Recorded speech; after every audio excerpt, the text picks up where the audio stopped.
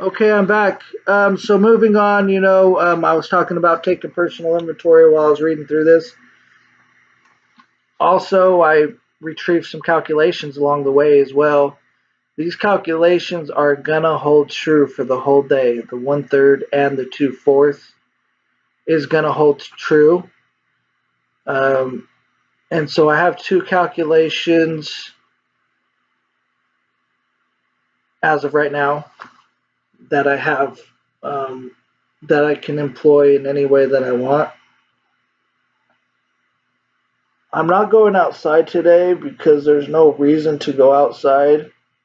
It's not that it isn't safe. I'm not worried about my safety. I don't, I'm not scared about that kind of stuff. But today, yeah, they wouldn't be used to try to go outside. I can go outside anytime I want. People, you guys can do anything. It's a matter of people wanting you to think in these terms. Which don't do it. Don't don't doubt yourself. You're capable of anything. Trust me, you are. I know it for a fact that you're capable of anything.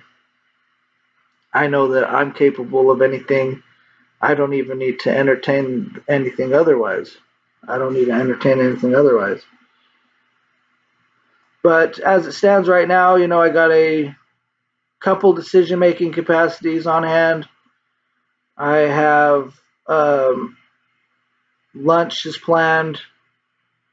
I have an inventory of what I have to get out to the streets according to this, what I need in order to make it to the exam successfully.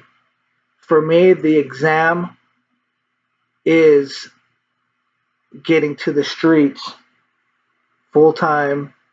I know what I'm going to do out there. My job out there is just as important as it is here, if not even more important on the streets, because that's where I can operate more effectively. Now, I can sit here and still operate fairly effectively, but my targets are more comfortable with me here. Out there, I can move more swiftly. I can get things done. I know what I'm going to do. I know what the types of things I want to do when I live out on the streets full time. I know the type of person I'm going to be out there. So that's all good to go. That's the exam. That's the exam. But to get to the exam, I need to have an admission ticket, bus pass. I need to have a black pen, several number two pencils, which I have those, and valid identification. I have identification, but it's not an Arizona ID, so I wouldn't say it's valid. So I would still need to get. So right now, for the exam, I'm at 2/4, which means since according to this, I would have to make sure I'm outside of all four of these when I operate out there on the streets. I wouldn't be operating in any of these capacities since I don't have what I need for the exam, but yet I'm still on the streets. Well, that means I can't do political officer stuff. I can't do consular officer stuff. I can't do management officer stuff. I can't do blank EXA officer stuff because I didn't have everything I needed for the exam. That's as simple as that. That's going to be the major paradigm that will be true for as long as I'm alive. So that's what that paradigm is. All right, so moving on for oral assessment. The Foreign Service Oral Assessment is a day-long series of exercises that test for the knowledge, skills, abilities, and personal qualities deemed essential to the performance of Foreign Service work. The oral assessment has been revised to include management case studies, which reflects the growing importance the U.S. Department of State places on resource management and quantitative analysis.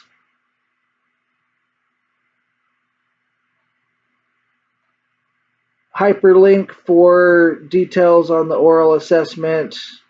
Moving on to 5 foreign languages. There is no foreign language requirement to join the Foreign Service. However, the U.S. Department of State welcomes applicants who are proficient in one or more foreign languages. Those who pass the oral assessment can raise their ranking on the conditional offer list by passing a language test in any foreign language used by the U.S. Department of State. Additional credit is given to candidates who pass a test critical needs language as defined in Section 11 below. The U.S. Department of State's Foreign Service Institute conducts the test over the telephone.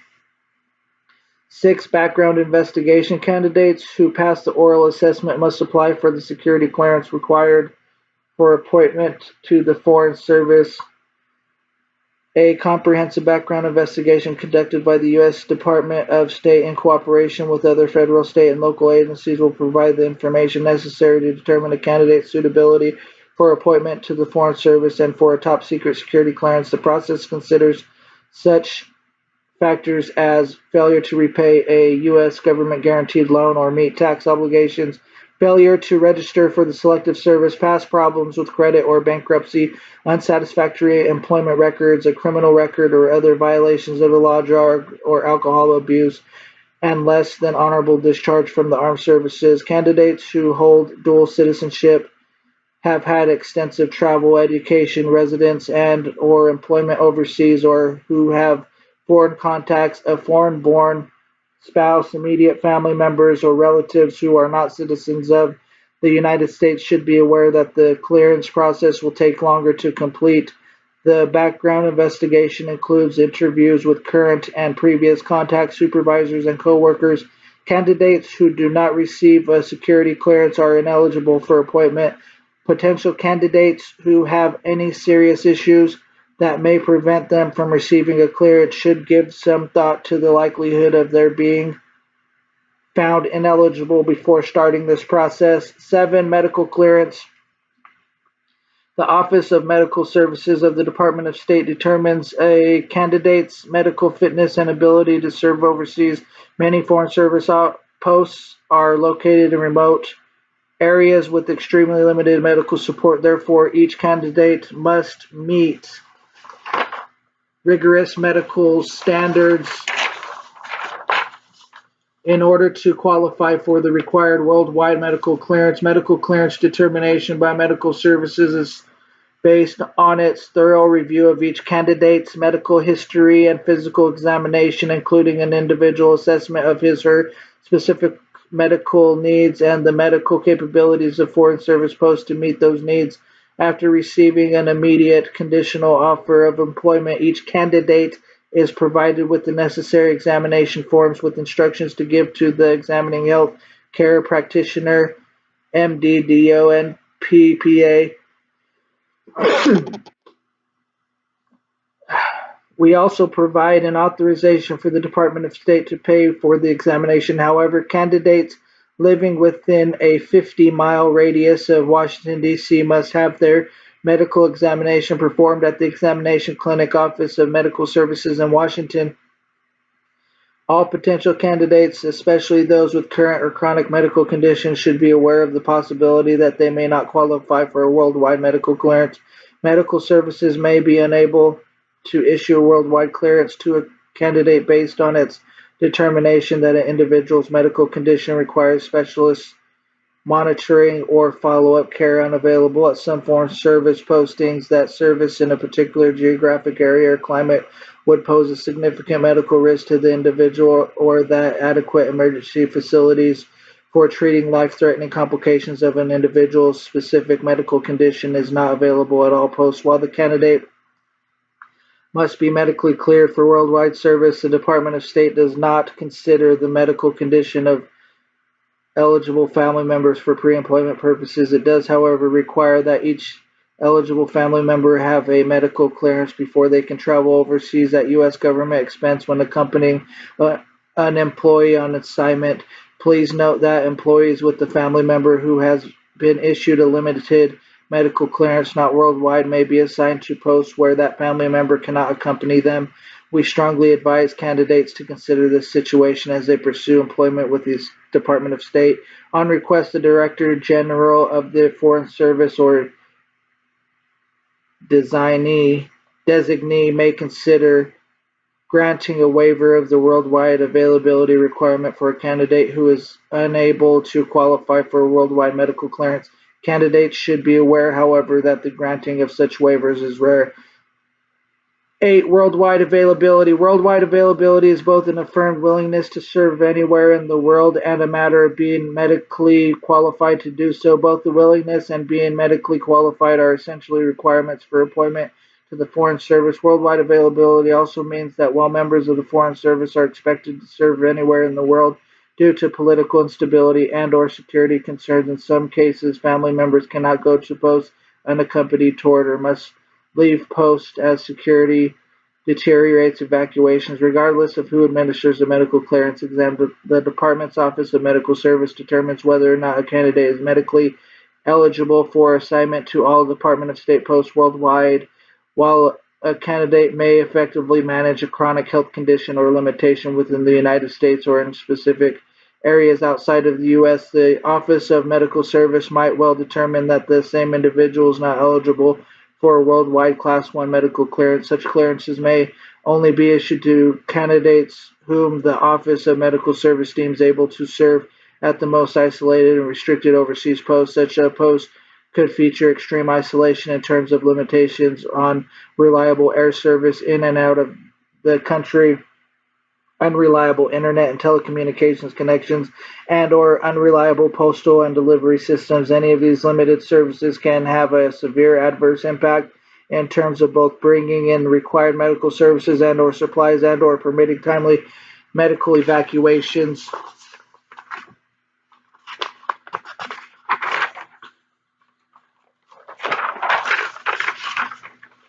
Other infrastructure at such a post might also be inadequate. There might be a poor or negligible public health system, poor sanitation, unreliable electricity, and a lack of potable water. There might also be infectious and communicable diseases such as malaria, dengue fever, typhoid, tuberculosis, rabies, encephalitis, and gastrointestinal diseases. There might be no health unit at the post and next to no local medical facilities. The emergency room, for example, might be completely inadequate without ventilators, defibrillators, x-ray capabilities, etc. There often would be no blood bank or medical supplies or medications available locally because of political instability. Security could be a concern. Candidates should be aware that these posts are not few in number nor confined to a specific geographic region. Also, there are numerous other posts in Asia and Europe, for example, where conditions appear similar to that of the U.S., but which also feature some of these prohibitive characteristics. As a result of these characteristics of a post, the stress level among employees might be very high. Given these concerns, the Department of State would only assign employees with restricted medical clearances to such posts, of which there are many, and is unstable to hire new employees without such clearances. 9. Candidates with disabilities. The Department of State provides reasonable accommodation to foreign service candidates with disabilities throughout the pre-employment process. For qualified candidates who will require accommodation upon appointment, the Office of Employee Relations is responsible for determining reasonable accommodations. In order to be considered qualified, a candidate must meet all requirements for appointment to the Foreign Service. This includes having received an unlimited medical clearance from the Office of Medical Services or a waiver of the worldwide availability requirement from the Director General or her designee. 10. Final review.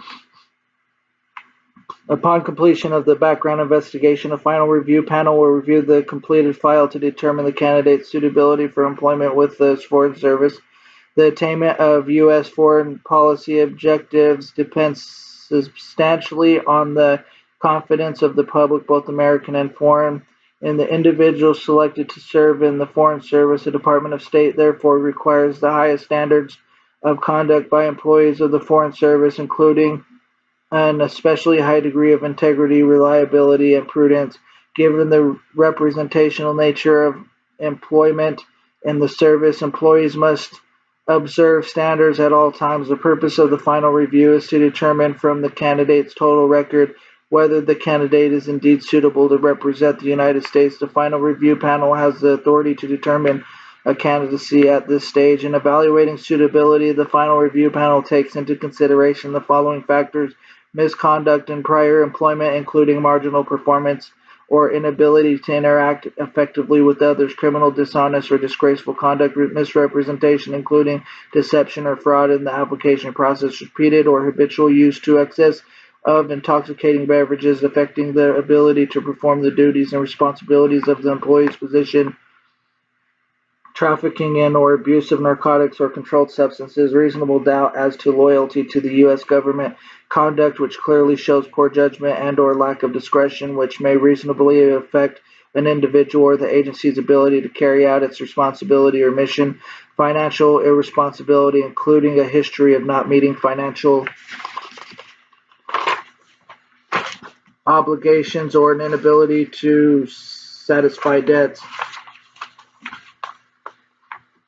The most common grounds for a finding of unsuitability are a recent history of drug or alcohol abuse and delinquency in repaying debt, or other evidence of financial irresponsibility. Candidates whose file indicates such issues are unlikely to be found suitable for the Foreign Service. Potential candidates should give some thought to these suitable factors and the likelihood of obtaining a positive decision from the final review panel before starting the application process. So what they're saying is they're going to give you the resources that you need in order to carry out your mission overseas, whatever that is. They'll provide you with whatever that is, but you have to meet certain requirements. You have to show a integrity in areas such as protecting personal morals and personal beliefs and feelings. You have to be able to prove that you've taken steps to do that. You can't be a drug dealer of narcotics. But there are cases where people have sold narcotics because their loyalty to the government was unclear. In those cases, it wouldn't include, that would be the exception. In this case, it's not an exception, but it's what's happened. It's not approved, but it's just something that's there. And one has to meet their debts, meaning they have to come to grips with, yeah, you have debts. I have these and these debts. I want to pay them. But there also, at the same time, there has to be an ability to pay those debts. And so that's the big factor there. They say they're going to give you whatever resource you need to accomplish your goals. As long as you do this stuff, as long as you do these things, that's what they're saying there. That's what I gathered from it. 11. Conditional offer list and register. The names of candidates who are successful at the oral assessment are placed on a conditional offer list based on the career track they choose and the scores they received during the oral assessment. A candidate's rank may be raised by claiming veterans preference and or a demonstrated proficiency in a foreign language as determined by the department through a telephonic assessment. Extra points are given to candidates who pass language tests in critical needs languages currently defined as Arabic, Chinese, Cantonese, and Standard Mandarin. Indic languages, example, Urdu, Hindi, Nepali, Bengali, Punjabi. Iranian languages, example, Farsi, Persian, Dari, Tajiki, Pashto, Korean, Russian, and Turkic languages, Azerbaijani, Kazakh, Kyrgyz, Turkish, Turkmen, Uzbek. Once the clearance process has been completed, the candidate's name is then placed on the register. Placement on the register does not necessarily mean that a job offer will be made. Hiring is dependent on the needs of the Foreign Service. One may remain on the register for up to 18 months if the candidate has not been offered employment during that time, his or her name will be removed from the register. Candidates wishing to reapply would need to retake the written examination. So the whole job thing hinges on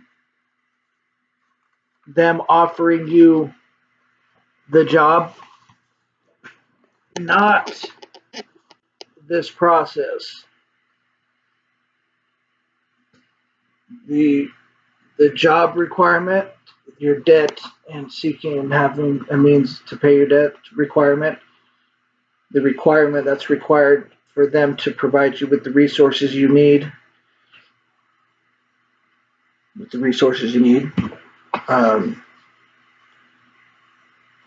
hinges on the what the heck was I saying? Yeah, on the offer. On them, the employer has to offer you the job. They have to offer you the job. That's their view of it. That's what they do. Is yeah, you're taking the thing, but they still have to offer you the job. And whatever that means, that's what they're saying. That's what they said here. So whether you want to discount that or not, you can discount it all you want. You're free to do that. So they're saying if there's no offer, you're not going to get the resources you need. You're not going to get the resources you need if there's not an offer. And so, to all you perverse cats out there, you know what I'm talking about. And basically, the moral behind this is a human being is going to do something even if they don't want to do it. But the relationship isn't going to be fruitful. And that's all that is. It's stating that. That's what that is. Yeah, you can force something, but the relationship isn't going to be a fruitful relationship. That's all that's stating, and that's the approach that they take in their application process.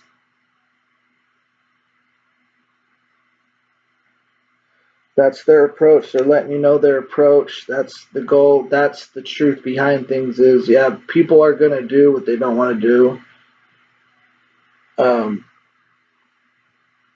For reason of they're nice, they're being kind. Even if they don't want to do it, but it's not going to be a fruitful, and there's a pressure coming from the other person to have you give them, say you're giving somebody a piece of food because you want to be nice, but the pressure is coming from, I'm hungry. Last time I ate was 1 hour ago. They told you that. And so you're giving them it to be kind. It's not going to be, people are going to, that's the interaction, but you're not going to have a fruitful relationship based off of that. That's what they just said right there. That's what they just said. Okay, this is the last one. Wow. Okay, hold on. Where the frick are we at?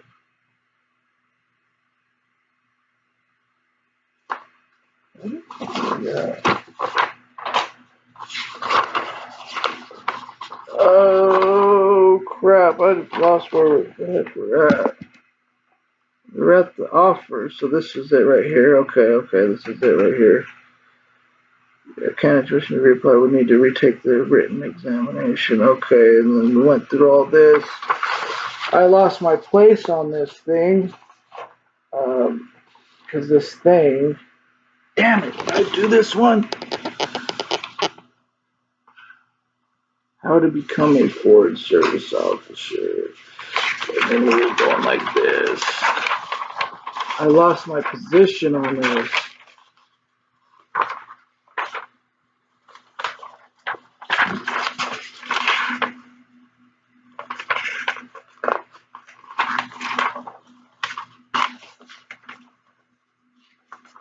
10:15. This video is running 24 minutes long. Lunch isn't until 11:30. So I'm going to cut this off here. Yeah, it looks like I am on this last page. I think. Yeah, I haven't read this one yet. Okay, this is prepare for the exam. So before we go on to prepare for the exam, I'm going to cut this off and start another video because we're at 25 minutes.